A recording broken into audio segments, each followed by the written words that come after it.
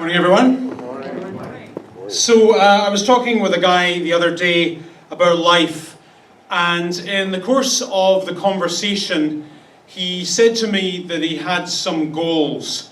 And when I asked what his goals were, he then listed off 4 things, each of which had to do with money. So he said to me, in the next 10 years, I want to have paid off my mortgage, doubled my business, bought an investment property, and gotten a huge chunk of dough in my RRSP. Yes. However, because I'd just come from doing a funeral, I felt very comfortable telling him, my friend, those are the wrong goals. We live in tenuous times, don't we? You may have felt this in recent years. In fact, for the first time in modern history, parents no longer feel that their kids will be better off than they were. And this is worrying to us because in Canada we're deeply invested in the idea of economic transcendence. We take it as a God-given right that each generation will leapfrog the one before, earning more, spending more, being more, buying more. We have an insatiable expectation for more, and now we see signs that that system isn't working for everyone. Wages have stagnated. Home ownership's at its lowest level since 1995. The price of a starter home in the GTA is now rapidly becoming unaffordable.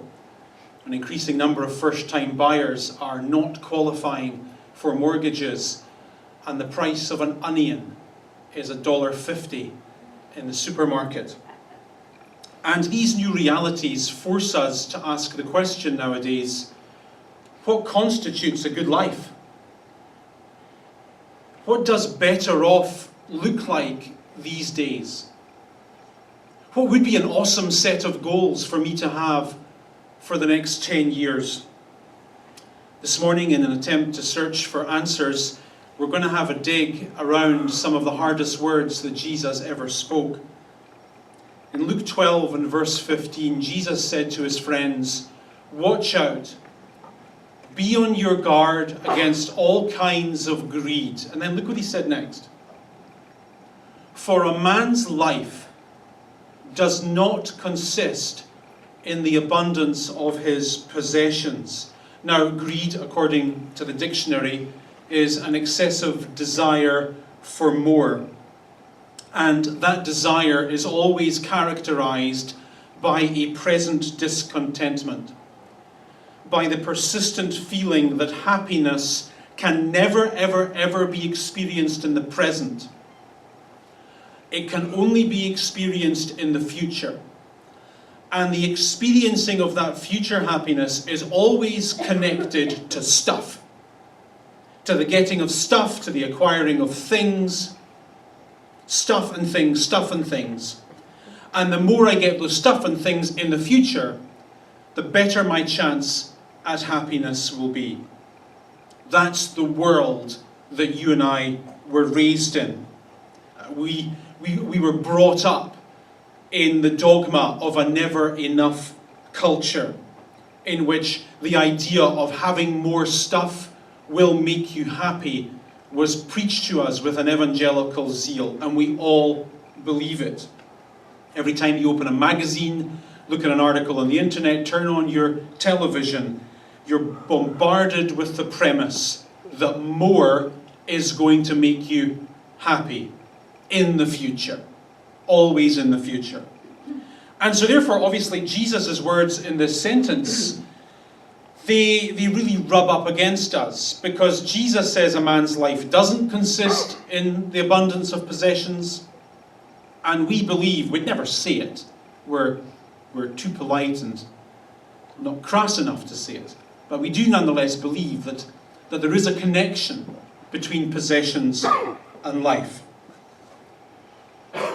Next sentence. Jesus tells a pointed and well-known story. He says, guys, the ground of a certain rich man produced a good crop. So he thought to himself, what shall I do? I have no place to store my crops. Do you ever have the experience in life of having just too much money? Right? So you can all relate to this story. You're immediately feeling sympathy for the guy, aren't you?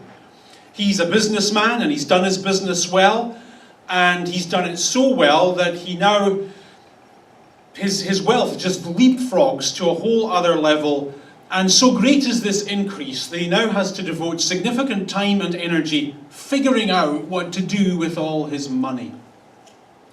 I'm loving this problem. I'm liking the story so far. This, if I was reading it for the first time, would be kind of how I would read those stories in the newspaper that you sometimes see about some guy who won the lottery. Right, you're entering into the emotion of the story and you're feeling kind of jealous. Not in a bad way, but just in a that's awesome way. So I'm liking this. I now have to have meetings and discussions with smart people who will help me figure out what to do with all my extra money. Poor guy. And then the story Jesus tells demonstrates that Jesus didn't know how to tell a good story.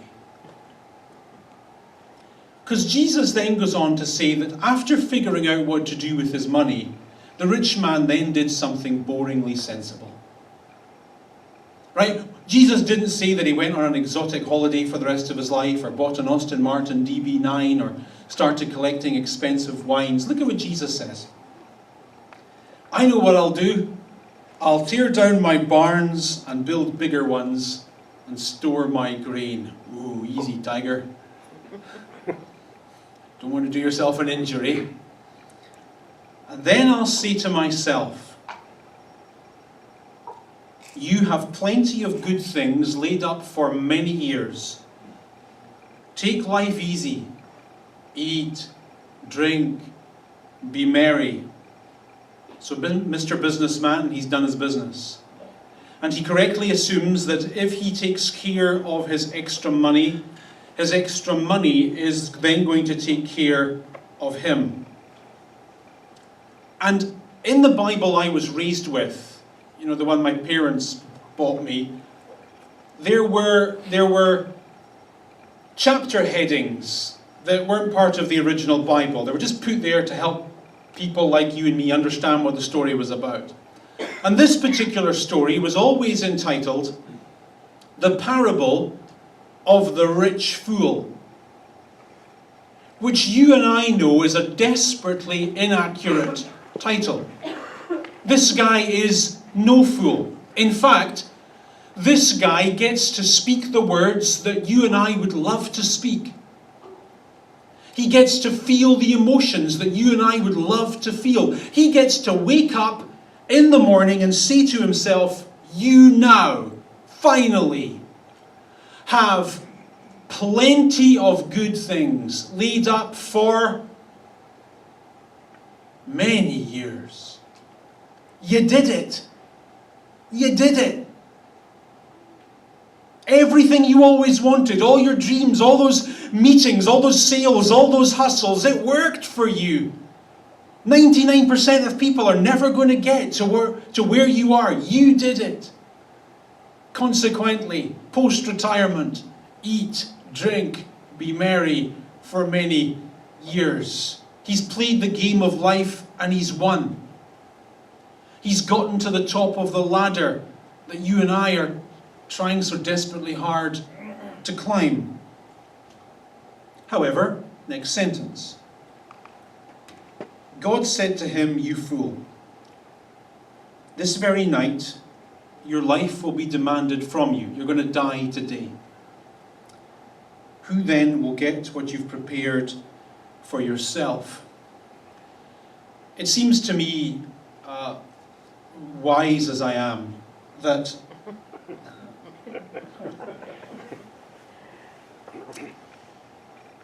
maybe the worst thing that can happen to us isn't that our dreams come true,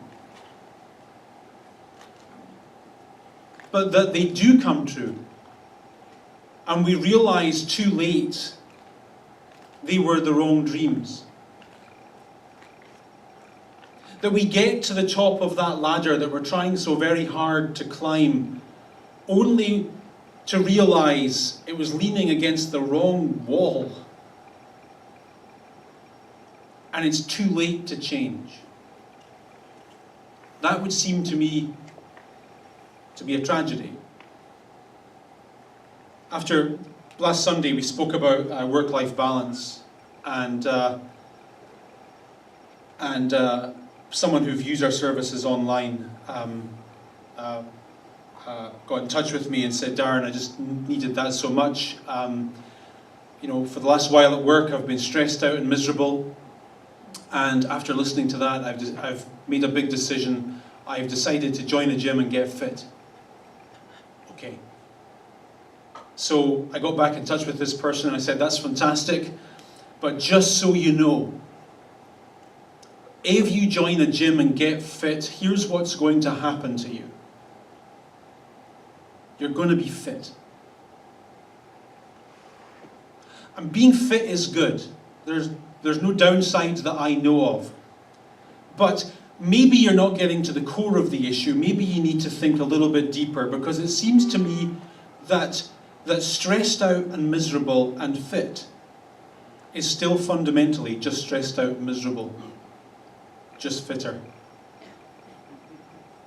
Do you know what I mean? Do you ever...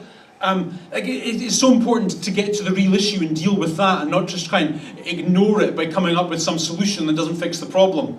Like, those of you who work in the corporate world will have encountered the ridiculous phenomena of dress-down Fridays. You ever come across this? Some genius in HR says, hey, good news, we're going to make work more fun. And we're going to make this a more pleasant environment, and it's going to be more fun to come to work. So here's what we're going to do. On a Friday, just once a month though, you can come to work in jeans and a t-shirt.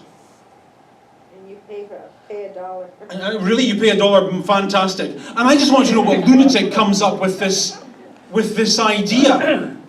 I mean, here's the reality. In the GTA, hundreds and hundreds of thousands of people are living lives of quiet, screaming desperation, working long hours at jobs they hate, so that they can buy things they don't need, so that they can impress people they don't even like. And coming to work on a Friday in jeans and a t-shirt isn't addressing that core issue, which is that we have created for ourselves a mountain of superfluous needs, wants, and desires that do not contribute one single iota to human happiness. And you know what? You need to fix this. You need to come up with a solution to make your own life happier. Your employer's not going to do it for you. That's not their job. Their job is to squeeze you till you're dry. If you don't design a life that works for you and your family, someone else will design it for you, and you probably won't like their solution. You have to come up with some concept of what constitutes a good life for you. And it seems to me to be a fundamental non-negotiable that you never put your happiness in the hands of your employer. Especially if you work for Evil Corp or something like that. That's a ridiculous way to live. You need to fix this. Anyway, Jesus then turns to his friends and makes a comment on the story he's told. He says, this is how it's going to be with anyone who stores up things for himself but isn't rich towards God. So, he turns to his disciples and he says, I know that this, right now you're looking at this guy and he's won, and you want to be this guy. You're trying to climb the ladder that this guy's gotten to the top of, but think again. These are the wrong goals. These aren't taking you where you'd really, really like to go. And so he mentions the thorny issue of dying. And the Bible does this quite often. It asks us to be cognizant of the fact that this is not going to end well for any of us. And I personally, particularly lately I think, I find this rather motivating. I mean, once you embrace the fact, or at least remember every now and again the fact that you've already lost, you then immediately realize you've got nothing left to lose. Like, you don't... Here's how it's going to go. They're going to lower you in a hole in the ground, throw dirt in your face, and go and eat potato salad. And get on with their day. That is a fact. So why not go for it? Why not gift yourself the life you've always wanted? A life that will make you happier and more fulfilled? Why not live for something that will work for you? And things like shame and pride and embarrassment and regret and all that, they are irrelevant when you remember the fact you've already lost. So just go for it. You really don't have anything left to lose. This is why Jesus mentions death like this. It clarifies life. Then he says to his disciples, because that's true, don't worry about any of it. Don't worry about what you'll eat. Don't worry about your body, what you'll wear. Life is more than food. The body is more than clothes.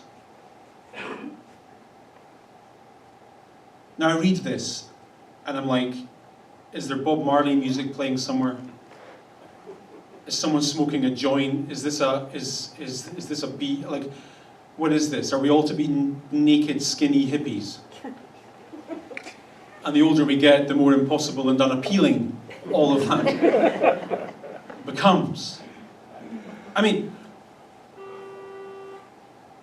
I'll finish when I'm finished.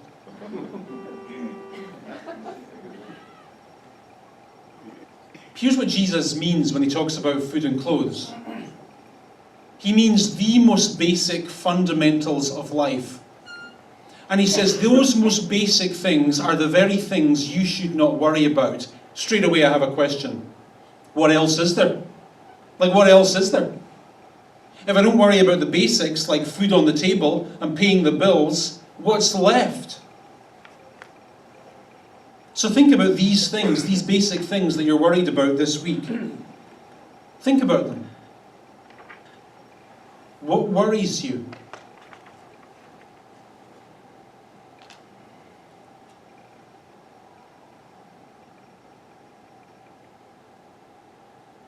And then think about how it's going to end, that I just mentioned a moment or two earlier.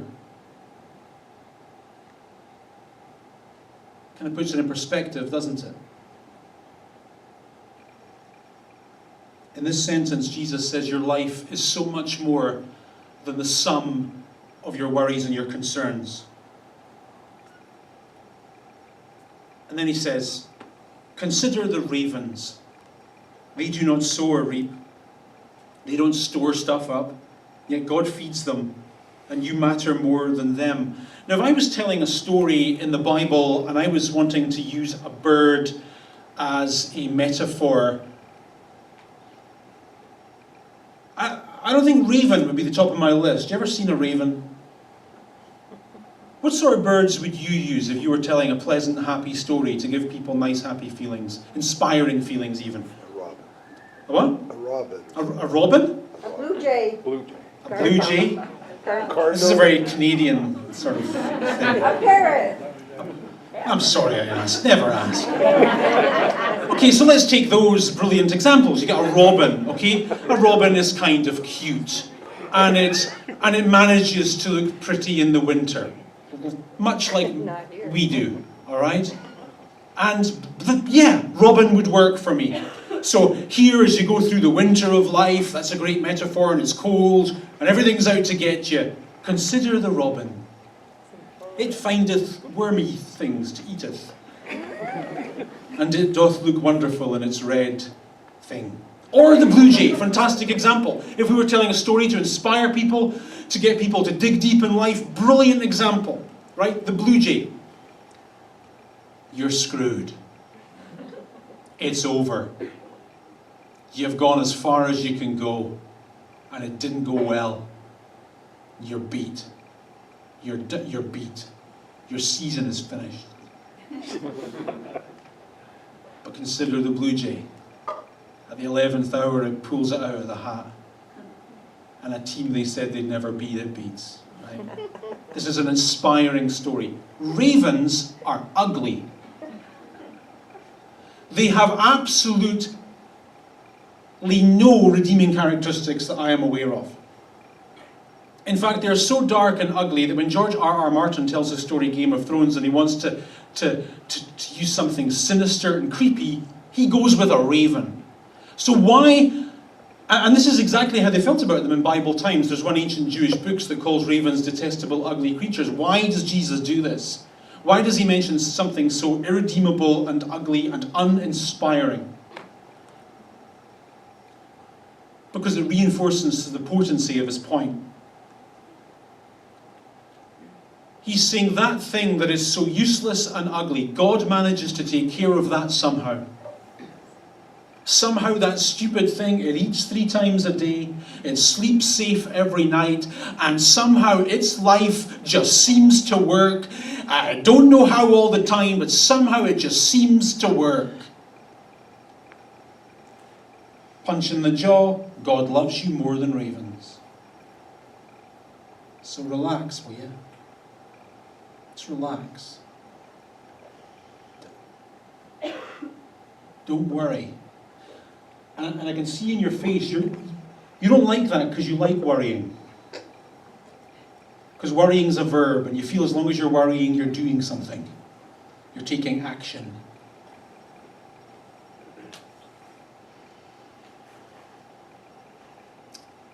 Fair enough. Jesus then says this: who of you by worrying can add a single hour to your life? Do you need to think about that for a while? Are you going to live a second longer?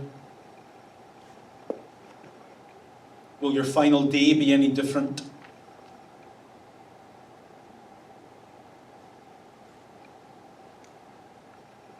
Because you're worrying now?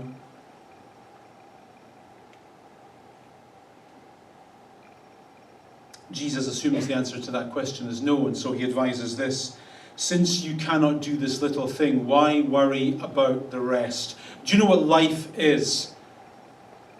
Life is time. Tick, tock, tick, tock, tick, tock.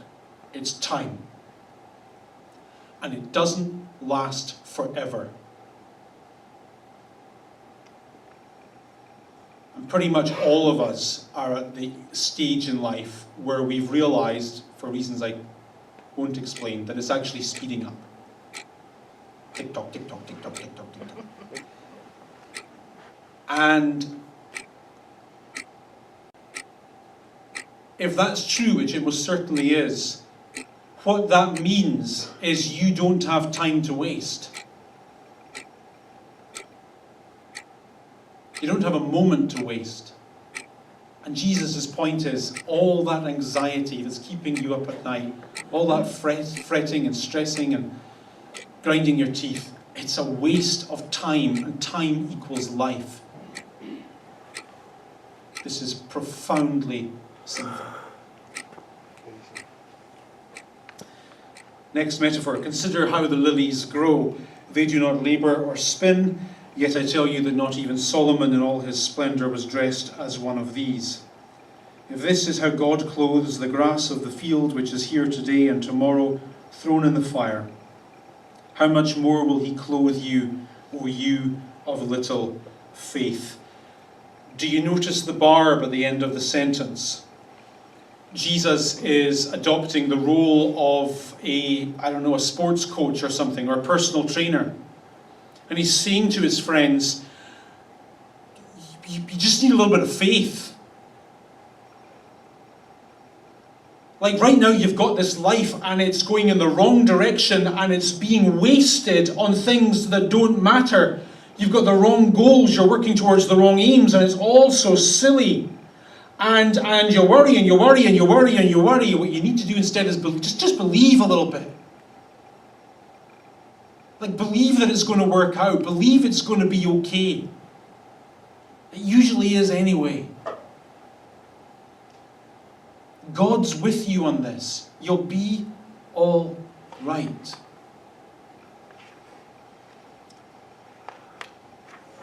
He says, do not set, perhaps a bad sentence to read on Thanksgiving, do not set your heart on what you will eat or drink. There you go. And don't worry about it. You don't know where I'm going for lunch. For the pagan world runs after these things, and your Father knows you need them. But seek his kingdom, and these things will be given you as well. Then he says in the next sentence, do not be afraid, little flock.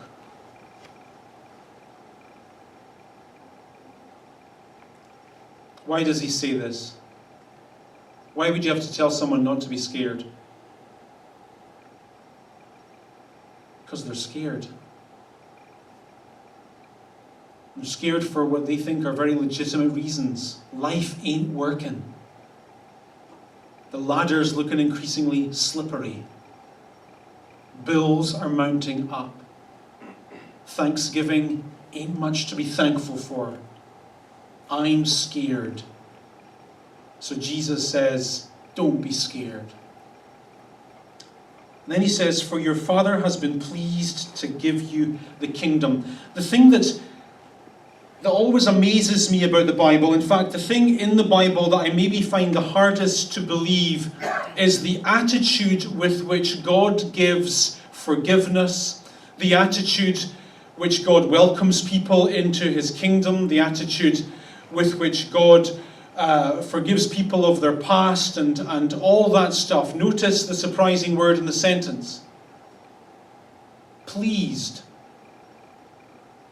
And I find that so hard to believe and difficult to grasp, because I can just about imagine where God could say grudgingly, oh, after having reminded me of how much of an idiot I've been, all right, I'll give you another chance. That I can imagine. But the Bible asks us to imagine something much more profound. God, it seems, is delighted to do the things he does in our lives. You've done something wrong? Oh, of course I'm happy to forgive you. Your life's a mess? Come on in. The road's been awful and difficult, disappointing. You're home now. Open arms. This is the attitude that the Bible says God our Father has towards us. And he says that because he wants his followers to be so certain that it's all going to be okay. So certain, in fact, that he then says this: sell your possessions and give to the poor. No.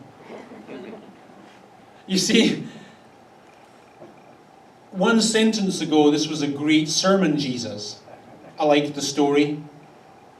Rich guy, didn't work out. Life's not all about possessions. Chill out, relax. God's got it covered. I like it. I'm tracking with you. You didn't need to say this. Sell possessions and give to the poor makes no sense. It seems in Jesus' mind that fear and greed are always two sides of the same coin. Have you ever noticed this in the life of anyone you know? They're really, really, really well off and really, really, really afraid of spending and losing and being cheated. And it seems the more they have, the more afraid they become. The greedier they are, the more scared they get. I've got so much, but I'm so scared of losing it. No one's going to take advantage of me. No one's going to rip me off.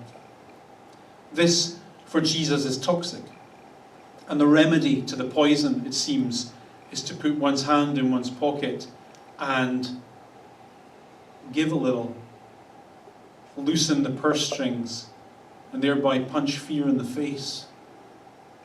And go through life a little looser, a little less scared, a little happier. And you know what? Even taking Jesus out of the equation, that's essential because it feels good.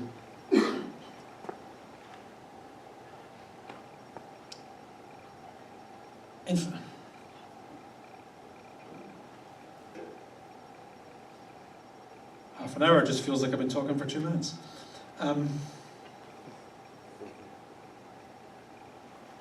Even,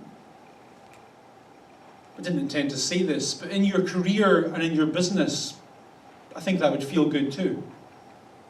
Have you ever noticed when you're doing business with corporations these days that they are afraid of giving you anything? Can't devote any time to you, can't devote any niceness to you, can't devote any resources to you. If I leave and don't subscribe to your service anymore, then you'll pay attention and be nice, you'll offer me something free.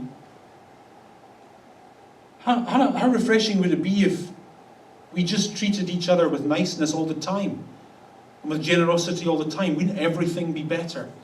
Wouldn't the whole world be happier? Wouldn't you like doing business and hanging out with people like that? Anyway,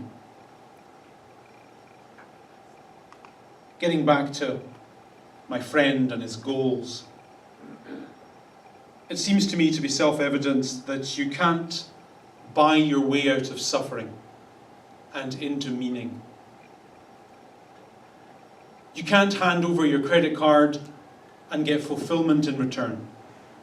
Life simply does not work like that.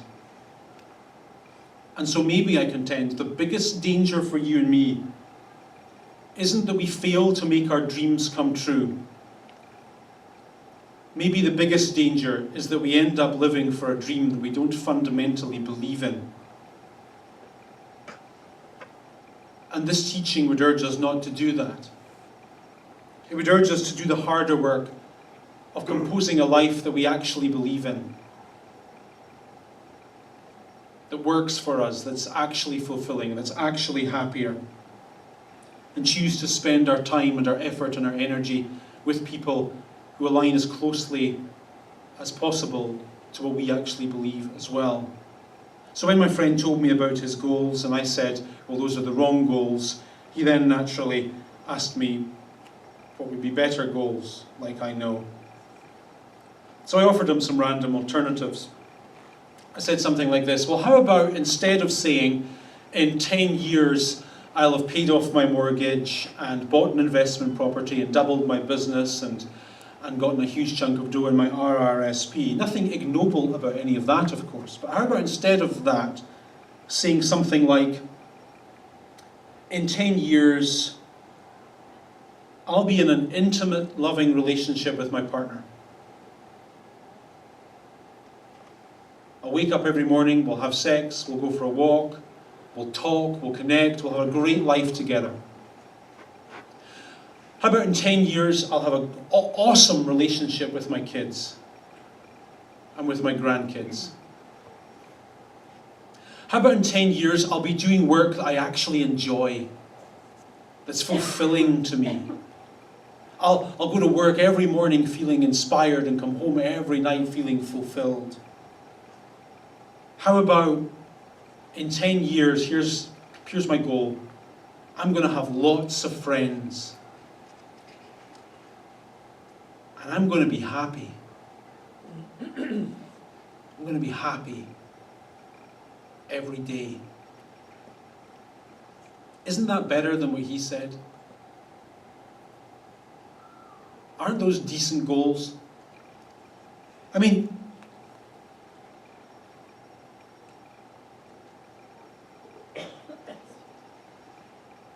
if your kid was getting straight A's at school, I mean straight A's, but had no friends, no hobbies, no interests, and was fundamentally miserable, wouldn't you be concerned?